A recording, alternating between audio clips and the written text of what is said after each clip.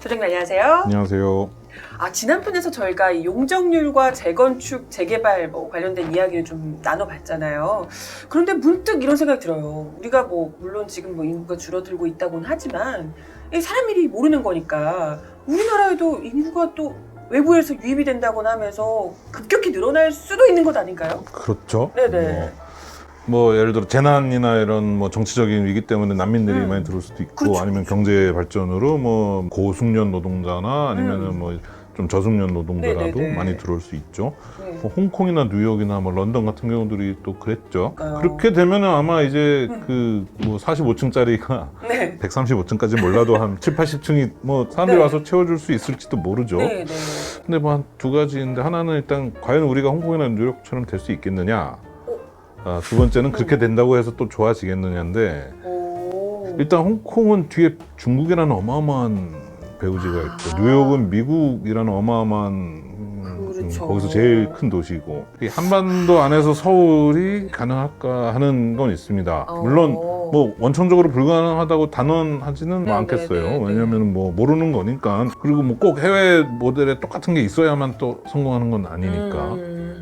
그래서 이제 두 번째, 근데 그렇게 된다고 정말 좋아지겠느냐. 용적률을 늘려서 건물을 높이 올리고 많이 지으면 주택을 많이 공급할 수 있고, 공공주택도 많이 지어서 네. 서민의 주택 문제도 해결할 수 있지 않느냐, 이런 얘기가 있는데, 여기서 제가 네. 한 가지 설명을 네. 드리자면, 한계 효용 체감의 법칙이라는 게 있습니다. 한계. 한계 효용 한계 마지널. 네네. 사람들이 소비를 할 때도 처음에 사과 하나 먹었을 때는 아주 만족스러운데, 두 번째 먹었을 때는 처음처럼 그렇게 그렇죠. 해하진 않고, 세 번째 먹을 때는 이제 좀 물리네. 이게 점점 효용이 줄어드는 거예요. 그렇구나. 건물도 네. 지을 때마다 한 층을 올릴 때마다 면적이 네. 체감합니다. 늘어나는 게. 1층짜리 건물이 100평이면 100평을 다 쓰는데, 네네. 2층이 되면은 200평을 쓰나요? 계단 같은 걸 하는군요. 그렇죠. 계단을 놔야 3층이 되고 4층이 되면은 이제 어느 시점이 되면 엘리베이터를 법적으로도 놔야 되죠. 요새는 불편하니까 3층에도 놓고 하지만, 네네. 엘리베이터 면적이 또 잡아먹고, 그다음에 펌프도 위로 보내야 되잖아요. 전기 배선도 보내야 되고. 점점 면적이 줄어들어요. 면적만 줄어드는 게 아니라 공사비도 더 들어요. 건물 더 튼튼하게 져야 되니까 기둥도 더 튼튼해야 되고, 그렇죠. 수도 간의 펌프의 압력도 더 세져야 되고, 하수 처리 용량도 커져야 되고, 그러니까 면적도 늘어나면서 들어가는 돈도 많이 들죠. 그래서 이제 이 소방방재학회에서 연구를 한 건데, 70층 이상 지으면 되게 실익이 없다. 그럼 딱 70층까지 짓는 게 좋겠네요. 딱 그런 건 아닌데, 그래서 보시면은 주변에 요새 좀 고층 주상복합들이 있잖아요. 네. 층수 한번 조사해 보세요. 70층이 안 되는 다 60층에서 70층 그 사이에 있습니다. 어떻게든 그 손해를 안 보려고 가장 최적화되는 엘리베이터를 계속 넣으면은 나중에 남는 게 없잖아요. 그죠. 63 빌딩 같으면은요, 1층에 그 엘리베이터나 이런 계단이나 파이프 이런 거 이제 건축에서는 그런 걸 한번 이렇게 가면 수직으로 쭉 일자로 가니까 네네. 코어 부분이라고 하는데, 이 코어 면적이 63 빌딩은 1층의 경우는 3분의 1이에요. 그리고 3분의 1은 아예 못 쓰는 부분이라는 거죠. 그러니까 그거는 위로 올라가기 위해서 우리가 다 같이 쓰는 거죠. 그렇게 해서 어떻게든 올리잖아요. 그러면은 다 고급화 되는 거예요. 아파트가 고급 아파트. 롯데타운은 워낙에 랜드마크니까 좀 네네. 고급 식당이나 호텔이 들어가긴 했지만, 일반 주상복합 같은 경우도 이게 중소형 주택을 놓으면은 현관이 여러 개가 돼야 되잖아요. 그럼 복도가 그러면 복도를 이렇게 엘리베이터로 연결시키는 데 나가는 공용 면적이 많아지죠. 그리고 엘리베이터도 많아야 되죠. 그렇죠. 엘리베이터도 많아야 되죠. 엘리베이터가 모자르면 아침에 출근할 때 그렇죠. 난리가 민원 난리가 나죠. 근데 이 집을 왜 이렇게 만들어놨어? 집값 떨어지고 난리가 날 거예요. 근데 그래서 엘리베이터를 조금 넣고 싶으면은 주택수를 줄여야 되니까 평수가 넓어져요. 같은 면적에서 주택수를 줄이면 한 층에 2개 있고 막 이런. 그렇구나. 그래서 요새 보면은 이제 엘리베이터를 하나만 넣으면 너무 조금이니 2개를 넣고, 집을 2개 넣기는 싫으니까 3개를 넣는, 그래서 타워형으로 201호, 202호, 203호까지 있고, 엘리베이터 2개 있고, 이런 경우가 요새 많이 지어지죠. 그렇구나. 완전 고급형으로만. 거꾸로 소형주택이 많아지고 엘리베이터가 많아지면 관리비가 늘어나죠. 서민용 주택을 그렇게 만들기는 어렵죠. 그럼 면적적으로도 손해고 아까 홍콩 같이 이제 네. 주거의 질이 악화된다고도 얘기를 했지만 이게 기후변화 대응에도 역행하는 게 됩니다. 기후변화요? 예. 갑자기 기후변화는 왜죠? 탄소 배출을 줄여야 되는데 아. 이게 이렇게 되면은 탄소 배출 줄이기가 힘들어질 수 있어요. 일단 뭐 재건축 재개발하는 과정에서 건설 폐기물이 나오는 거에 잘 한다고 치고 네네네. 이걸 막 높이 올리잖아요. 그러면은 많아진 사람들이 다 그 근처에서 일하는 게 아니면 출퇴근하는 인구가 많아지면서 이제 몰려 살면 그만큼 차량을 덜 타는 거 아니냐라고 하는데 그게 이제 무슨 농촌에 막 흩어져 살 때보다는 모여 사는 게 좋다는 얘기지. 네네. 이미 모여 사는 도시에서 건물을 높이 올린다고 해서 그 엘리베이터 비용도 많이 들어가지 뭐 특별히 탄소 배출이 줄어드는 게 아니거든요. 그리고 뭐 예를 들어 지금도 서울 강남에서 판교로 출근하거나 거꾸로 판교에서 강남으로 출근하는 사람들이 많은데 네네. 거주 유지연의 자유가 있는 나라에서 강제로 이 사람들 보고 너는 직장 옆에 살아 이렇게 할 수도 없고 그쵸. 이분들이 이사를 오지 않는 상황에서 여기만 이제 고밀화되면은 그만큼 전체 이용하는 사람만 늘어나는 거죠. 어느 정도 밀도가 좋을까를 연구한 연구들을 보면은 그런 연구도 있어요? 그런 연구도 있어요.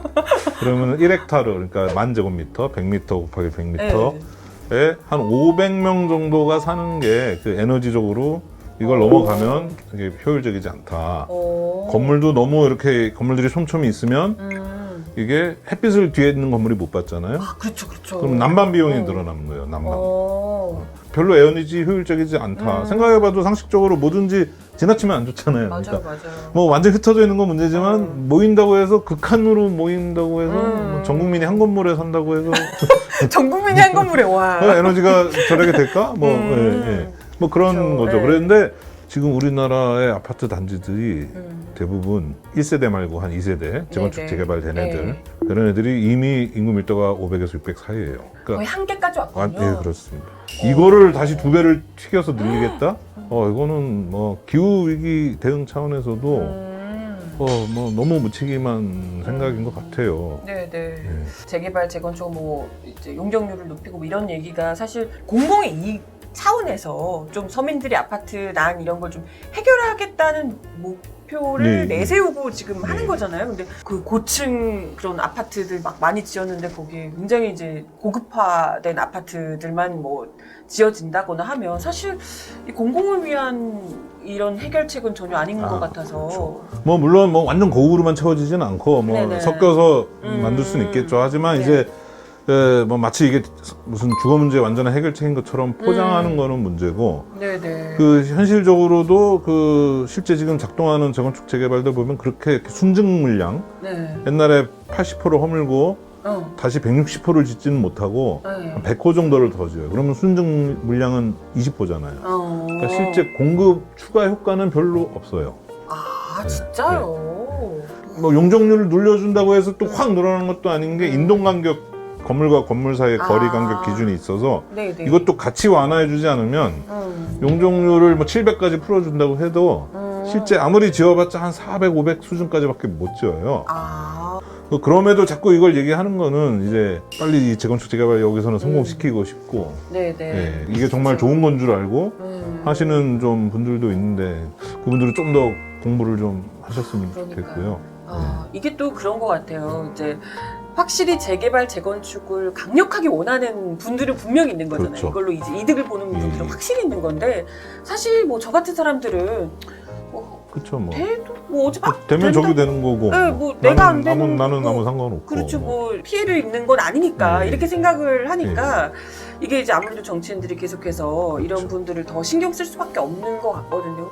제가 갈라치기를 하려고 그러는 건 아닌데 피해를 보실 겁니다. 어떻게 피해를 보나요? 재건축 재개발 들어가면 그 4,000세대가 한 방에 다 전월세를 구하려고 몰려 나올 텐데. 그쵸. 전월세 값이 오르고. 그러네요. 그러네. 반대해야 되겠네요. 그렇다고 또 낡은 집에 너는 낡은 집에 계속 살아 이럴 수는 없으니까. 그렇죠. 그럼 또 안 되네. 이게 재건축 재개발을 차근차근 해야죠. 앞으로 이게 중요하긴 합니다. 아무튼 현대 도시는 이 건물이 낡아가면 이거를 고쳐야 되고 폐기물 문제나 이런 것 때문에 장수명 주택이라고 해서 이제 그 수명이 긴 주택. 근데 사람의 라이프 스타일은 변하니까 뭐 방 크기라든가 내부 구조는 좀 쉽게 바꿀 수 있게 네, 그런 주택들을 많이 이제 짓는 게 이제 뭐 외국도 그렇고 우리나라도 앞으로 좀 가야 될 길이긴 한데요. 단지 이제 이것만 이 문제가 아니라 우리가 미래 세대까지 또 생각을 해야 되는 네. 문제라서 네네. 이번 대선 후보들께서 좀 이 문제를 이렇게 좀 진지하게 책임감 있게 네. 생각해 주셨으면 좋겠습니다. 네, 지금 대선이 얼마 안 남아가지고 네. 생각하실 틈이 없으실 것 같긴 하지만 네, 저희 곰곰이를 보시고 이야기를 좀 해주셨으면 하는 생각이 드네요. 오늘 그 이야기 감사드리고요. 다음에 다시 또 뵙겠습니다. 감사합니다. 네, 감사합니다.